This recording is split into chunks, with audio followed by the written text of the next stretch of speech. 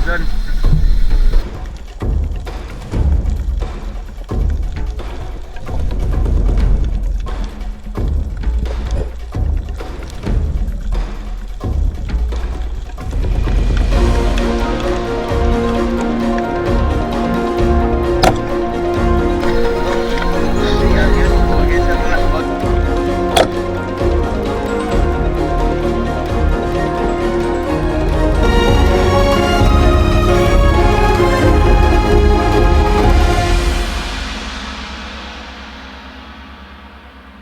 Master, dive na naman kami sa bagong spot. Si Alan mga master, kasama ulit si Junjun. So mga master, at si Takloy. Suntuari daw kami papasok. Shoutout kay Ka Fishing, dive safe always master at mabuhay po kayo.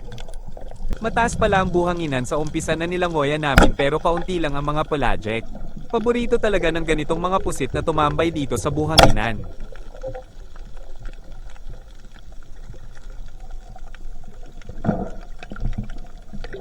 Sa wakas ay nakarating na kami sa may batuhan at nakakita tayo ng mole-mole na blue. Hindi pa tumagos ang ating flopper kaya nakawala siya, sinundan natin sa ilaw kung saang bato siya lumipat at naka-target lock na sa atin yung bato habang ikinakasaw ulit ang ating shaft.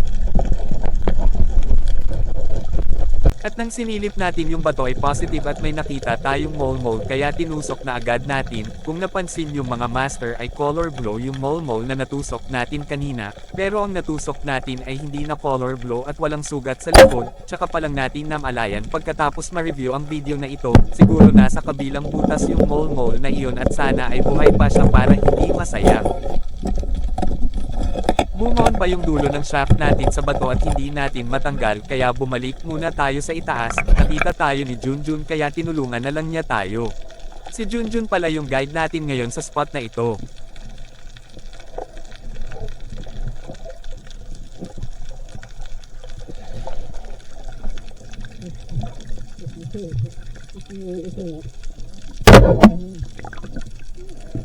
Ayan yung mole-mole natin mga master, hindi na siya color blue at walang sugat sa likod, sayang naman yung isang natusok natin sana ay buhay pa siya ngayon.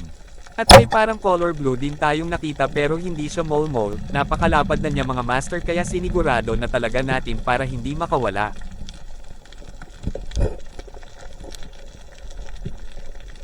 Buti na lang ay malalambot lang yung pinagtaguan niya, akala pa natin na bato nung una.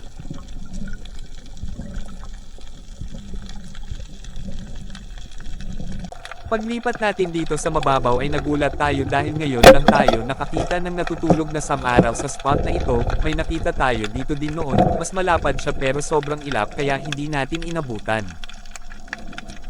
Pabalik na tayo sa buhanginan at may nadaanan tayong buko-buko, kumakain pa siya ng maliliit na isda, hindi na natin ito papuselo in mga master at isasama na natin.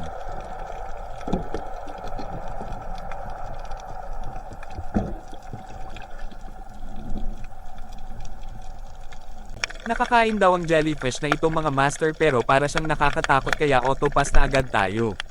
Nakatusok na naman tayo ng needlefish pero aahon na tayo dahil hindi na tayo nakasunod sa mga kasama natin at baka nakaahon na sila.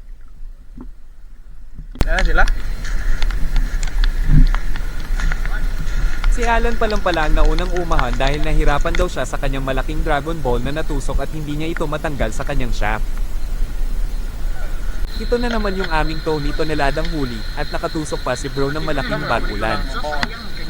Kami, kina? Kaya kinanong mo? Kana, may pinakalami yung tanan. Mawa, mawa, sa kuwan ko. Iya, ulod ba? Panaon ni mo. Kato na yung puntik-puntik kuha na. Kawin mo ito. Siyunse? Dagang kayo diyaw, dagko kayo. Siyunse? Ito na parang kagang. Panaon. Pagyapunday nga nila. Kadagko. Ito na bibingan gyud. So wagi siya ka, wagi siya magmahay ako.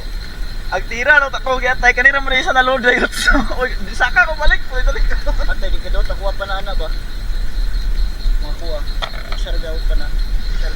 Balik ko sa sakop. Doon ko daw ako 16. Wag man siya mula ka nagtutong-tong na to na sayap na. Mga mahigit 2 kilo na yung bagulan na natusok ni bro at punta naman tayo sa pangalawa naming dive.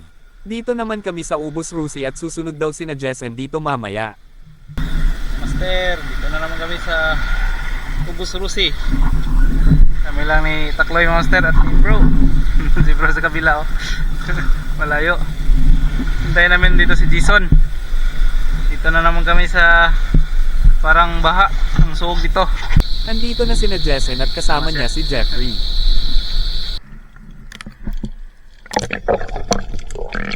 Napakarami pala ng mga Dragon Ball dito mga master kaya hindi natin papuseloin ang mga madadaanan natin.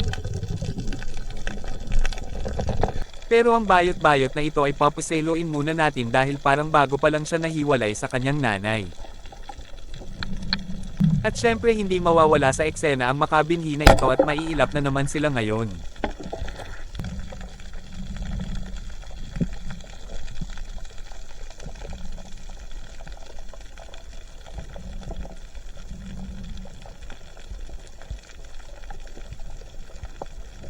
Pinahirapan pa talaga tayo ng isang to at nagpapa-hard to get pa.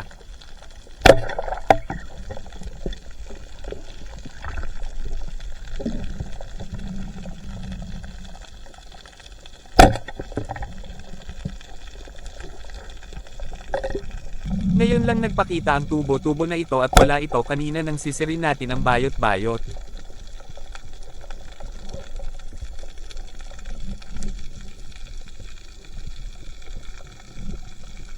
Nauna na pala mga kasamahan natin at naiwan tayo dahil mabagal lang ang ating langoy dahil umander na naman ang ating acid. Hindi na tayo masyadong lumayo at sumilip tayo sa mga bato dito, kahit papano ay nakatusok naman tayo ng ilang pirasong isda at marami ring mga Dragon Ball ang natusok natin. At dito ay may magandang coral at sa gitna ay may mahimbing na natutulog na isang ipus-ipus.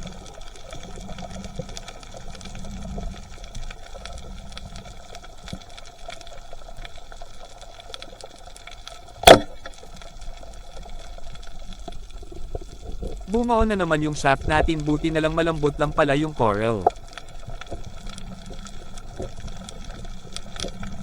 Sa puntong ito ay dumami na yung acid sa ating sikmura at medyo mahapdi na siya kaya bumalik na tayo at nakatusok tayo ng 2 pusit.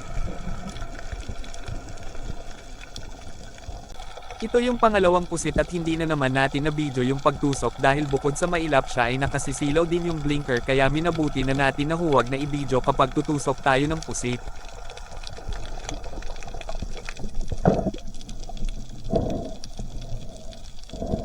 At nauna na nga tayong umahan dahil sa ating sitwasyon at susunod na rin si Bro sa ating pag-ahon. At ito yung Tony toneladang huli namin ni Bro at sobrang dami talaga ng Dragon Ball.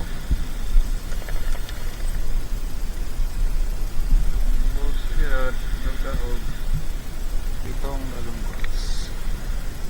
Sinipuntanan. Kami ni Bro Master. Hey Bro. Nasaan sila? Takloy. Hintay muna kami ni Bro dito sa tabi at papaahon na rin yung ibang kasamahan namin. Yan. Laom na eh? Muna yung gitrang po. Ano yung nagko nga bato ba? Pagbalik. Ay. Sumo. Kaya tulog. Bayan na isda ko. Salamat dahil sinamahan nyo na naman kami hanggang sa dulo at sana ay nag-enjoy kayo sa ating adventure. At hanggang dito lang muna tayo mga master. Kita-kits ulit tayo sa susunod.